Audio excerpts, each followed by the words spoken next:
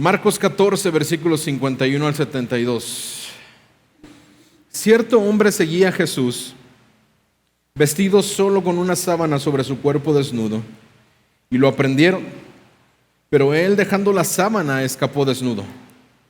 Llevaron a Jesús al sumo sacerdote y se reunieron todos los principales sacerdotes, los ancianos y los escribas. Pedro lo siguió de lejos hasta dentro del patio del sumo sacerdote y se sentó con los guardias calentándose al fuego. Y los principales sacerdotes y todo el concilio procuraban obtener algún testimonio para dar muerte a Jesús, pero no lo hallaban. Porque muchos daban falso testimonio contra él, pero su testimonio se contradecían. Algunos, levantándose, daban falso testimonio contra él, diciendo: nosotros le oímos decir, yo destruiré este templo hecho por manos y en 3 días edificaré otro no hecho por manos. Y ni siquiera en esto coincidía el testimonio de ellos. Entonces el sumo sacerdote, levantándose, se puso en medio y preguntó a Jesús: ¿no respondes nada? ¿Qué testifican estos contra ti? Pero él se quedó callado y nada respondía. Le volvió a preguntar el sumo sacerdote: ¿eres tú el Cristo, el Hijo del bendito? Jesús les contestó: yo soy. Y verán el Hijo del hombre sentado a la diestra del poder y viniendo con las nubes del cielo. Entonces el sumo sacerdote, rasgando sus ropas, dijo: ¿qué necesidad tenemos de más testigos? ¿Han oído la blasfemia? ¿Qué les parece? Y todos lo condenaron, diciendo que era digno de muerte. Y algunos comenzaron a escupir a Jesús, le cubrían el rostro y le daban puñetazos y le decían: profetiza. También los guardias lo recibieron a bofetadas. Estando Pedro abajo en el patio, llegó una de las sirvientas del sumo sacerdote y al ver a Pedro calentándose lo miró y dijo: tú también estabas con Jesús el Nazareno. Pero él lo negó, diciendo: ni sé ni entiendo de qué hablas. Entonces Pedro salió al portal y un gallo cantó. Cuando la sirvienta lo vio, de nuevo comenzó a decir a los que estaban allí: este es uno de ellos. Pero Pedro lo negó otra vez. Poco después, los que estaban allí volvieron a decirle: seguro que tú eres uno de ellos, pues también eres Galileo. Pero él comenzó a maldecir y a jurar: yo no conozco a este hombre de quien hablan. Al instante, un gallo cantó por segunda vez. Entonces Pedro recordó lo que Jesús le había dicho: antes que el gallo cante 2 veces, me negarás 3 veces, y se echó a llorar.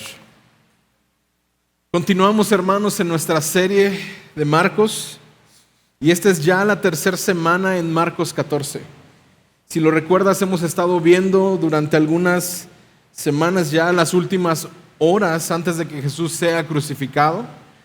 Y la semana pasada veíamos a Jesús en el huerto de los olivos siendo arrestado, pues él había sido traicionado y había sido entregado por uno de sus discípulos, por Judas. Y en el verso 50 veíamos la semana pasada que todos los que seguían a Jesús lo habían abandonado y habían huido y sus discípulos ya no estaban. Y Jesús no es que como que no supiera esto, Jesús sabía que lo iban a abandonar y Jesús sabía exactamente lo que estaba enfrentándose, y también vimos cómo en medio de este sufrimiento que estaba atravesando, Jesús permaneció obediente al Padre. Pero el día de hoy, al leer nuestro pasaje, inmediatamente Marcos nos encontramos con un personaje un tanto particular. El versículo 51 nos narra de un hombre que seguía a Jesús. Su identidad no la sabemos, Marcos no nos da ese detalle, pero lo que sí nos dice Marcos es que este joven llevaba en su cuerpo una sábana. Y quizá pudiéramos imaginarnos que quizá este joven se había enterado de la aprehensión de Jesús y se había levantado y inmediatamente pues quizá estaba hasta acostado y agarró una sábana y se la puso. No sabemos, es echar la imaginación a andar. No es que el pasaje lo esté diciendo, es mi imaginación, ¿no? Este chavo a lo mejor se enteró de Jesús y como era seguidor de Jesús se levantó y fue a seguirle. Pero vemos que al seguir a Jesús, este hombre, este joven es aprehendido. Y tratando de librarse de los apresores, se escapa desnudo, y es decir, sale corriendo dejando la sábana que traía atrás. Y al igual que el resto de los discípulos, este joven vemos que sale huyendo que sale atemorizado. Un comentarista nos dice, si los sacerdotes hubieran podido arrestar a los seguidores de Jesús, sin duda lo hubieran hecho, pero todos huyeron, pues claramente vemos que a pesar de que Jesús ya les había anunciado anteriormente lo que sucedería, ellos no estaban preparados para lo que estaba sucediendo y atemorizados huyeron. Inmediatamente vemos que Jesús, al ser apresado, vemos en nuestro pasaje que es llevado delante de otro personaje que Marcos nos dice ahí en el versículo 53, es el sumo sacerdote. Y no solamente es llevado delante del sumo sacerdote, sino que es llevado delante de todos los principales sacerdotes, de los ancianos y los escribas. Y si tú recuerdas, ya hemos visto anteriormente a cada uno de estos grupos que predominaban dentro de la cúpula religiosa del judaísmo, pero vimos también que muchos de ellos tenían estas como diferencias entre ellos, sobre todo en puntos como muy fundamentales, pero sin embargo cada uno de ellos tenían algo que los unía, tenían algún interés en común. Todos ellos estaban en contra de Jesús, todos ellos querían acabar de Jesús. Todo esto porque, como lo hemos visto anteriormente también, Jesús había confrontado directamente la hipocresía, había exhibido la hipocresía con la cual estos grupos religiosos se manejaban y cómo estos líderes religiosos estaban sumidos utilizando la religión y su posición para un beneficio personal. Ahora, en realidad no era normal que Jesús o que todo el Sanedrín se reuniera para un juicio a altas horas de la noche, para juzgar a un detenido, y menos en una noche de celebración, una noche que, si tú lo recuerdas, era la noche de Pascua, lo vimos hace algunas semanas, cuando tenía lugar esta reunión tan importante para el pueblo de Israel. Justamente en esa noche, este grupo de hombres convocan a una reunión, llevan a Jesús delante de estos hombres para ser juzgados. Y justamente podemos darnos cuenta que la mayor preocupación de este Sanedrín o de este concilio de líderes religiosos en estos momentos no era el poder hacer justicia, no era el que Jesús pudiera recibir un trato justo con relación a alguna inculpación que estaba recibiendo. Vemos, como ya hemos visto también en algunas otras semanas, ellos estaban actuando de noche y con rapidez, pues ellos estaban tratando en lo mayor posible evitar las reacciones de las multitudes que seguían a Jesús. Si tú recuerdas, vimos hace algunas semanas que ellos estaban tramando cómo detener a Jesús, cómo apresarlo, cómo poder capturarlo y matarlo sin que no fuera en la semana de la celebración, para que las multitudes no se escandalizaran. Así que todo se hizo con una precipitación, con una urgencia tal que de ninguna manera podía garantizar un juicio justo para Jesús. Todo estaba como que muy turbio en este momento. Por otro lado, el versículo 54 también nos muestra a nuestro tercer personaje en medio de un paréntesis que hace Marcos en esta narrativa acerca de este juicio al cual Jesús estaba siendo llevado. Marcos nos da un detalle muy interesante, y cuando Jesús fue aprehendido, lo vimos la semana pasada, todos los discípulos se apartaron, huyeron, y sí, vimos que Pedro estaba ahí y que había cortado la oreja de uno de los servidores del sumo sacerdote, pero como lo vimos ahí en el versículo 50, nos confirma que incluso Pedro mismo huyó, se fue de ahí porque Jesús se quedó, nos dice el versículo 50, solo. Él se quedó abandonado, pues todos habían huido. Así que Marcos nos da este detalle muy interesante y nos dice que Pedro regresa, digamos, como de una manera muy como alejadito, como a la distancia, sigue a Jesús y comienza a seguir a Jesús a la distancia como un observador, muy probablemente para pasar por desapercibido para no exponer su vida y llega hasta el patio del sumo sacerdote. Y vemos, según lo que nos dice el versículo 54, que Pedro se sienta con estos alguaciles y comienza a calentarse. Recordemos, estaban muy avanzada la noche. Ahora, volviendo de este paréntesis al juicio de Jesús, vemos que este concilio seguía empeñado en guardar las apariencias. ¿Por qué digo esto? Porque estos hombres, vemos que aparte de las irregularidades que estaban teniendo, ellos habían detenido a Jesús con la intención de matarlo.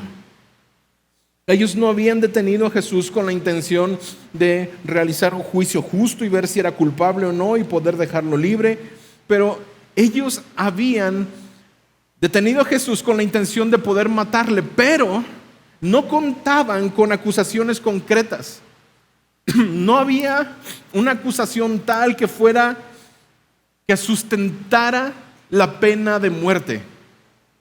Y vemos que tampoco contaban con testigos que pudieran avalar esa pena de muerte. Incluso en la ley, vemos en Números 35 que había como instrucciones específicas con este sentido. En Números 35:30 dice: si alguien mata a una persona, el asesino se le dará muerte ante la evidencia de testigos, pero ninguna persona se le dará muerte por testimonio de un solo testigo. Es decir, tenía que haber varias personas que estuvieran acusando a esta persona para que pudiera ser condenado a muerte. Y esto era muy grave, hermanos, porque en su afán de estos líderes religiosos por acabar con Jesús, ellos habían faltado a la ley y habían dejado a un lado las instrucciones que la ley les estaba dando. Nuevamente, estaban actuando de una manera hipócrita. Eran los testigos quienes tendrían que haber llevado a Jesús, haberlo acusado ante el tribunal para que fuera juzgado y que fuera juzgado en una audiencia en el día abierto para que todo el mundo estuviera dispuesto a escuchar el juicio de este hombre. Era la obligación del tribunal proteger los intereses del prisionero en todo lo posible, mientras intentaban llegar a una resolución acerca de qué pasaría con este prisionero. Pero en este caso, contra Jesús, todo estaba al revés. Todo se estaba haciendo atrás. Todos los que estaban buscando cómo inculpar a Jesús, estaban tratando de encontrar personas que dieran testimonio en contra, pero no lo hallaban. Eran personas quienes daban testimonio en contra de Jesús, terminaban contradiciéndose unos a otros.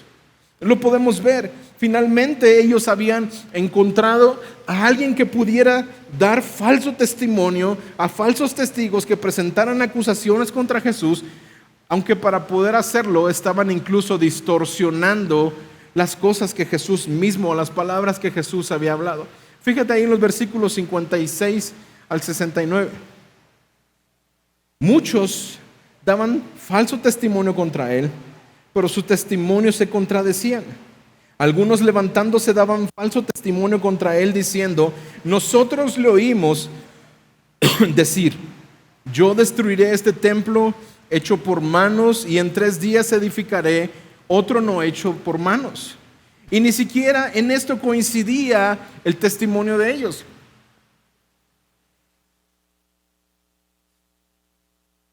Esta era una verdad, pero era una verdad distorsionada.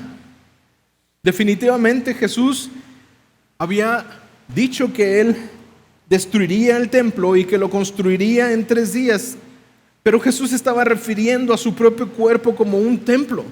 Además, no estaba diciendo que Él fuera a destruirlo, sino que estaba anunciando la forma en cómo ellos estaban tratando de hacer acerca de lo que ellos en ese mismo momento estaban tratando de hacer. Estaban queriendo destruir a Jesús.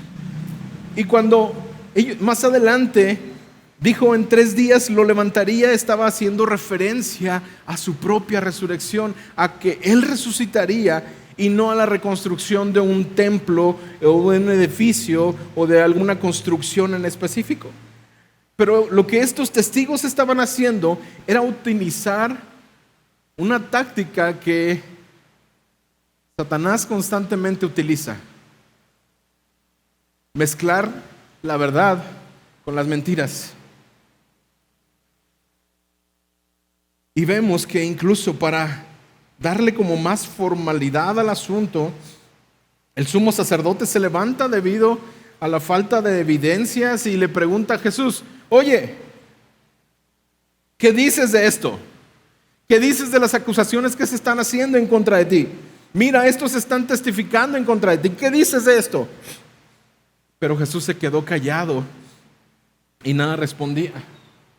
¿Por qué Jesús, quien tantas veces había silenciado a estos líderes y a aquellos que se levantaban y con sabiduría les contestaba y quedaban ellos en silencio sin poderle decir nada, por qué Jesús en este momento estaba en silencio? Y algo muy importante que no debemos de olvidar es que, recuerda, lo vimos la semana pasada, Jesús había aceptado beber esa copa amarga de la cual el Padre le había dado, y lo hacía sin quejarse ni murmurar.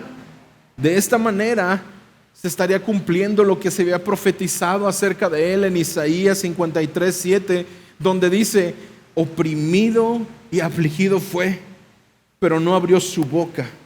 Como cordero que fue llevado al matadero y como oveja que ante sus trasquiladores permanecía muda, él no abrió su boca. Para este punto, hermanos, la noche ya estaba avanzada. Habían pasado algunas horas y el sumo sacerdote se acerca a Jesús y le pregunta, ahí en el versículo 61, le vuelve a preguntar el sumo sacerdote: ¿eres tú el Cristo, el Hijo del bendito? Qué pregunta tan directa, ¿no? Para un judío, el ser hijo de equivalía a ser o a tener la misma naturaleza. Para nosotros el día de hoy, ser hijo de es alguien que ha sido engendrado por, pero entre los judíos, en el sentido que lo utilizaban era diferente y servía para expresar que participaban de la misma naturaleza. Por lo tanto, pudiéramos decir que cuando el sumo sacerdote pregunta a Jesús si era hijo del bendito, lo que estaba preguntando era si Jesús estaba afirmando o afirmaba que él era de la misma naturaleza de Dios o si era Dios mismo. Y Jesús, con dos palabras, rompe el silencio y revela esta verdad que durante todo el libro, todo el evangelio de Marcos hemos estado o ha estado detrás de un telón. Una verdad que en muchas ocasiones Jesús mismo calló a quienes querían decirlo. Una verdad que no había sido revelada por completo, pero Jesús con dos palabras rompe su silencio y revela la verdad ante el sumo sacerdote y todos los que estaban ahí, afirmando de una manera clara y directa: yo soy el Hijo de Dios, yo soy Dios mismo, yo soy el Mesías. Y no solamente eso, Jesús no solo afirmó que era el Mesías, sino también añadió con su declaración, añadió una profecía que encontramos en Daniel 7, versículos 13 y 14, y que confirmaban aún más claramente esta naturaleza divina. Y mira cómo lo dice en el pasaje. Daniel 7, versículo 13. Seguí mirando en las visiones nocturnas, y en las nubes del cielo venía uno como un hijo de hombre, que se dirigió al anciano de días y fue presentado ante él. Y le fue dado dominio, gloria y reino para que todos los pueblos, naciones y lenguas le sirvieran. Su dominio es un dominio eterno que nunca pasará, y su reino uno que no será destruido. Y Jesús, al momento de decirles yo soy, pero no solamente les está diciendo yo soy, sino que verán a este Hijo del Hombre, aquel que vendrá con dominio, con gloria y reino ante todas las naciones y todas las lenguas. Jesús estaba reivindicando de este modo, su derecho a sentarse a la diestra de Dios. Es decir, están viendo a aquel que estará sentado a la diestra de Dios. Fíjate cómo lo dice el Salmo 110. Hebreos 1:3. Hebreos 1:3. Dice, Él es el resplandor de su gloria y la expresión exacta de su naturaleza, y sostiene todas las cosas por la palabra de su poder. Después de llevar a cabo la purificación de los pecados, ¿qué dice?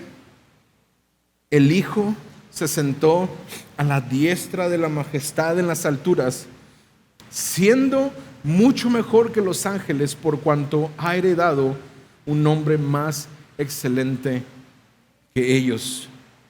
Incluso, hermanos, el libro de Apocalipsis nos confirma esto, pues vemos en esta visión de Juan a Jesús, el Cordero que fue inmolado, ocupando la diestra del trono celestial. Fíjate, Apocalipsis 5, versículos 6 al 14. Vamos bien rápido ahí, o en la pantalla puedes seguirlo. Apocalipsis 5, versículos 6 al 14 dice: miré y vi entre el trono con los 4 seres vivientes y los ancianos. ¿Qué vio? Un cordero de pie. ¿Cómo? Como inmolado, que tenía 7 cuernos y 7 ojos, que son los 7 espíritus de Dios enviados por toda la tierra. Él vino y tomó el libro de la mano derecha de aquel que estaba sentado en el trono. Cuando tomó el libro, los 4 seres vivientes y los 24 ancianos se postraron delante del cordero. Cada uno tenía un arpa y copas de oro llenas de incienso, que son las oraciones de los santos, y cantaban un cántico nuevo diciendo: digno eres de tomar el libro y de abrir sus sellos, porque tú fuiste inmolado y con tu sangre compraste para Dios a gente de toda tribu, lengua, pueblo y nación, y los has hecho un reino y sacerdotes para nuestro Dios, y reinarán sobre la tierra. Y miré y oí la voz de muchos ángeles alrededor del trono y de los seres vivientes y de los ancianos.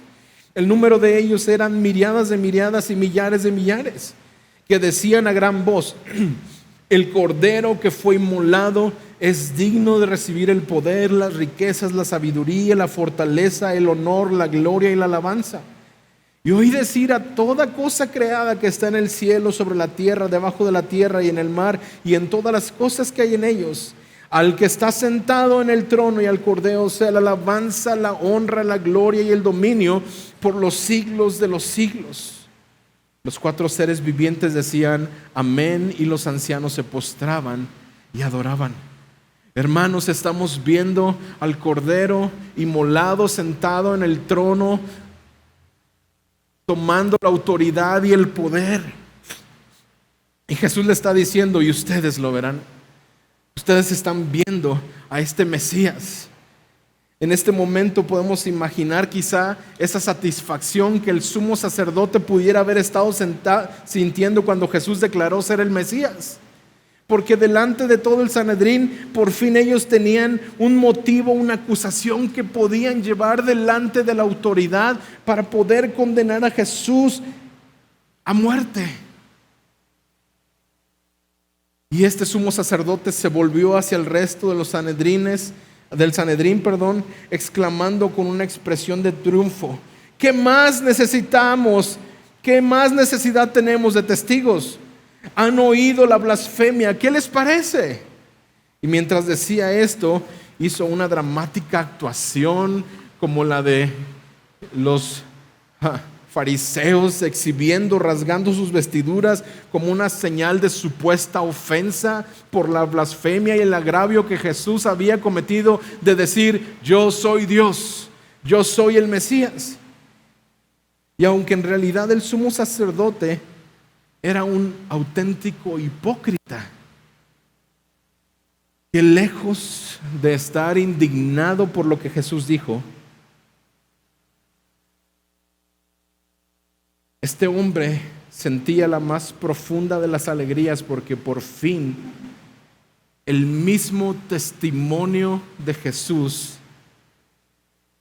le había condenado.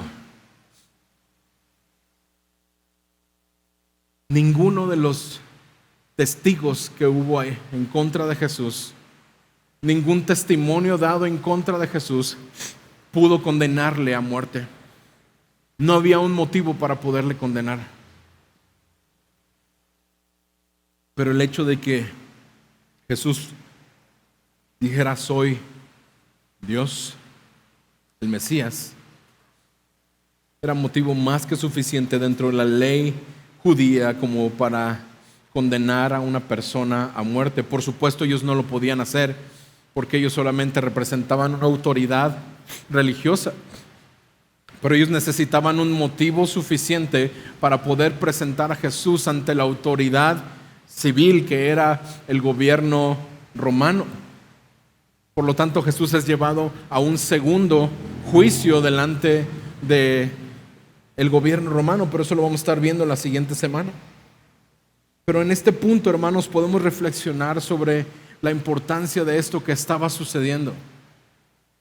Marcos nos ha presentado a Cristo como el Cordero Pascual que nos libra de la ira de Dios, y según la ley del Antiguo Testamento, antes de matar a este Cordero de la Pascua era necesario verificar que ese Cordero fuera sin manchas, que no tuviera ningún defecto. Y como lo vimos hace algunas semanas, solamente Jesús era ese Cordero que nunca había pecado, que era hallado sin mancha. Pero para estos hombres, Jesús era un blasfemo, tal como lo afirmaba el Sanedrín. Por lo tanto, su sacrificio para ellos no serviría de nada. Y todo esto nos enfrenta, por lo tanto, con una pregunta muy fundamental que Marcos ha estado tratando a lo largo de todo su evangelio, hacernos entrar en razón. ¿Quién es entonces Jesús? ¿Quién es Jesús? ¿Estaba Jesús mintiendo sobre este asunto? ¿Era verdaderamente Jesús Dios? ¿Era verdaderamente Jesús el Mesías? Porque si Jesús estaba mintiendo, entonces su sacrificio en la cruz no era suficiente, pues había pecado. Si era blasfemo, su sacrificio nunca podría salvar a la humanidad, pero si Jesús era el Mesías divino verdaderamente, entonces todo aquel que confía en Él puede encontrar perdón para sus pecados.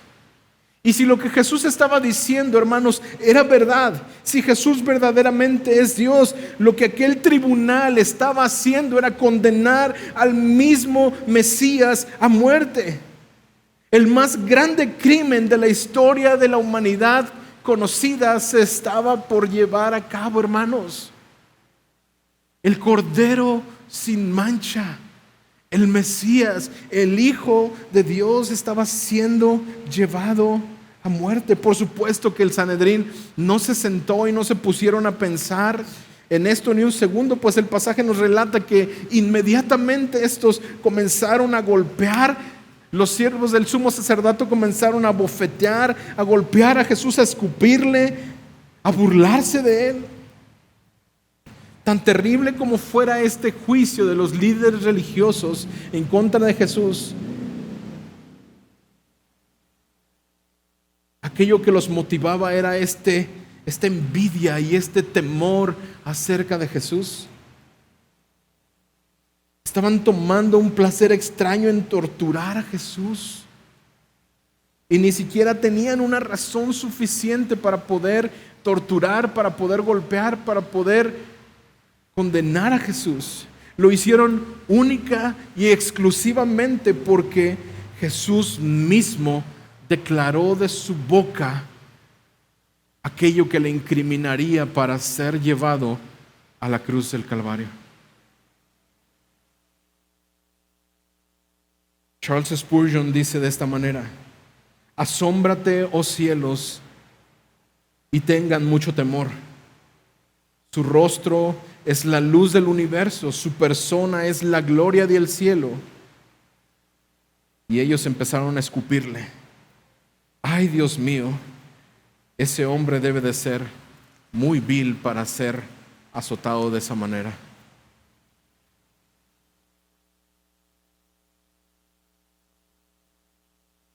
Hermanos, tú y yo debemos de aprender de esto.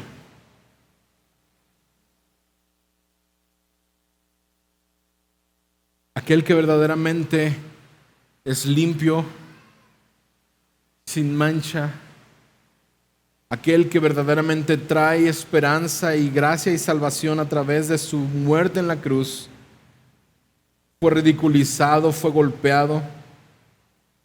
Y qué listos tú y yo deberíamos de estar para escuchar las burlas y ser ridiculizados por el bien de Jesús.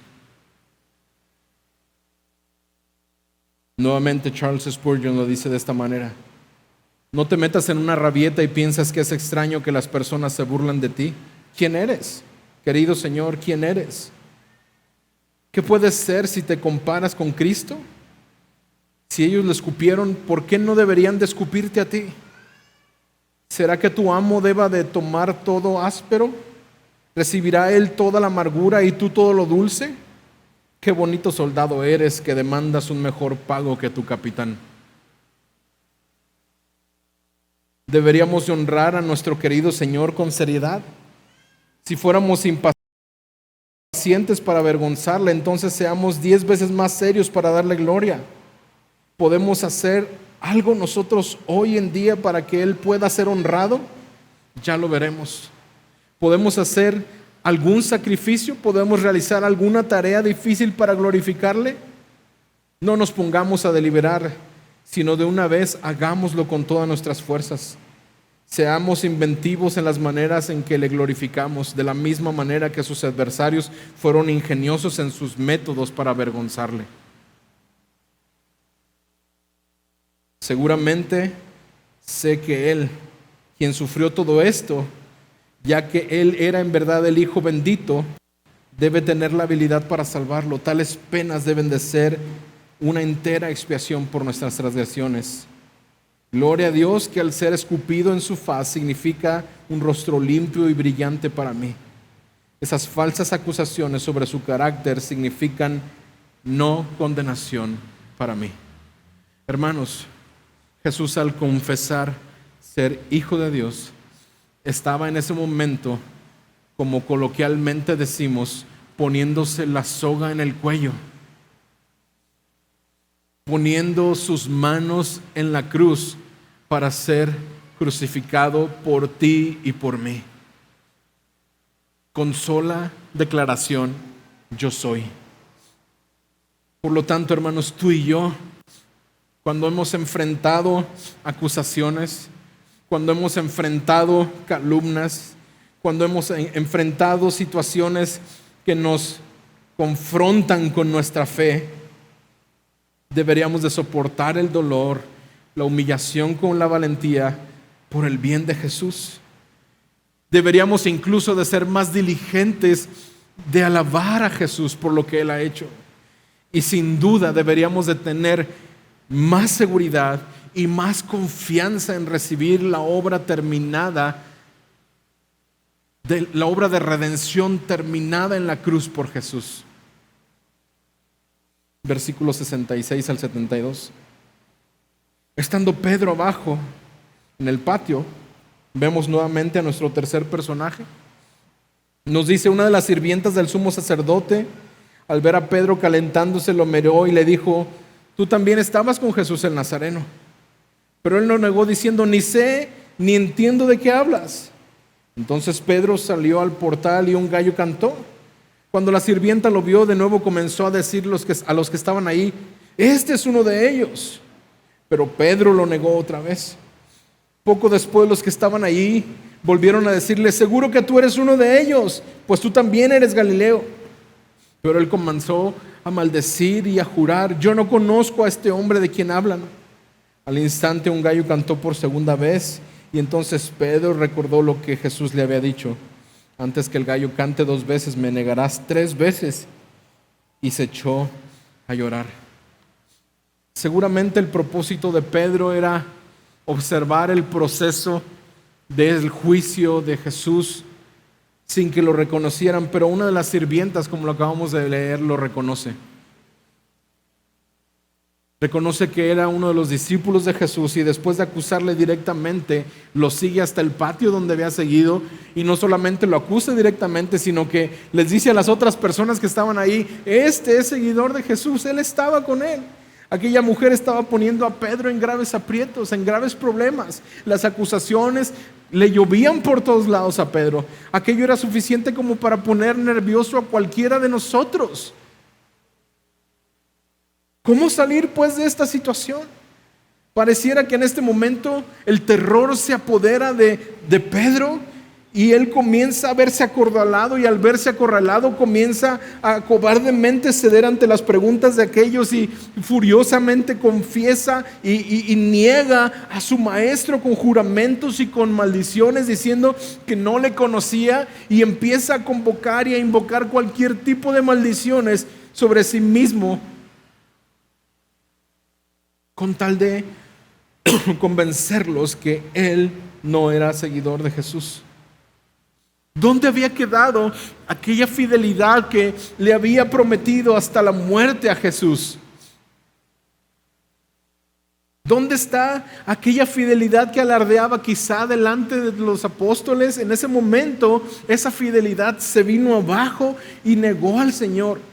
Ni siquiera fue necesario un interrogatorio fuerte por parte de soldados o por parte de los líderes religiosos. Una sirvienta bastó para que Pedro negara a aquel hombre que durante 3 años caminó con él. Aquel que había dado testimonio de que Jesús era el Cristo, ahora estaba negándole. Pero Jesús le había dicho que en esa noche, antes de que el gallo cantara 3 veces, le negaría.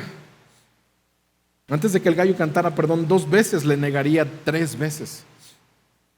Así que con su tercera negación, vemos que Pedro escucha el canto del gallo e inmediatamente recuerda las palabras de su Señor. Imagina qué sentimientos podrían haber estado en el alma de este discípulo de Jesús. Seguramente remordimiento que le atormentaba, pensando en lo que acababa de hacer. ¿Cómo pude haber negado al Señor después de todo lo que Él hizo por mí?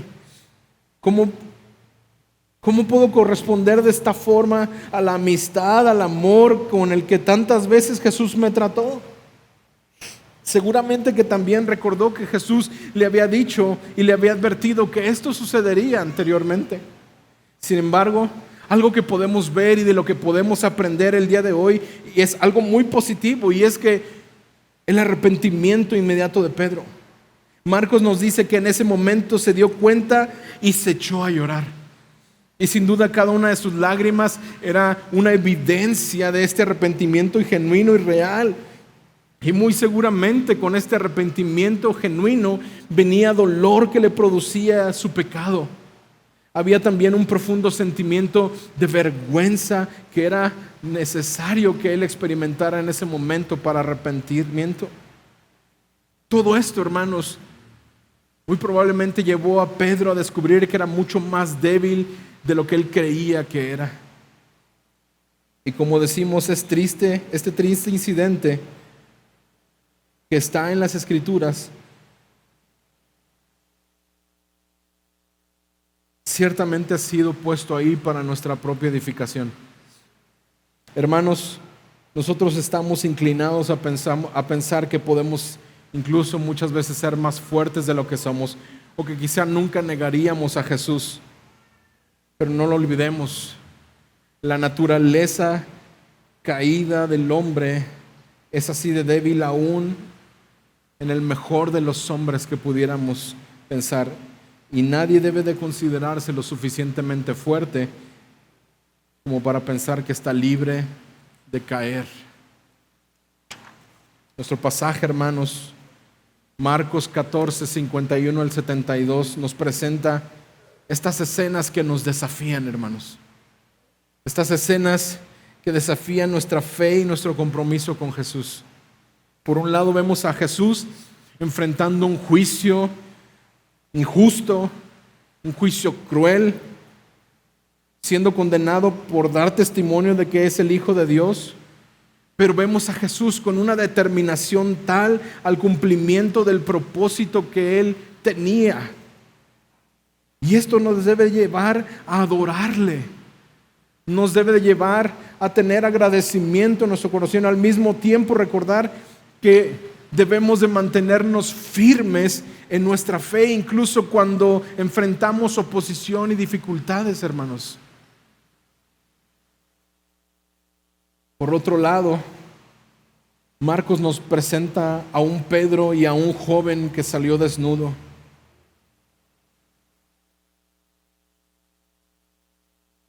Huyendo, atemorizados, negando por miedo y por presión.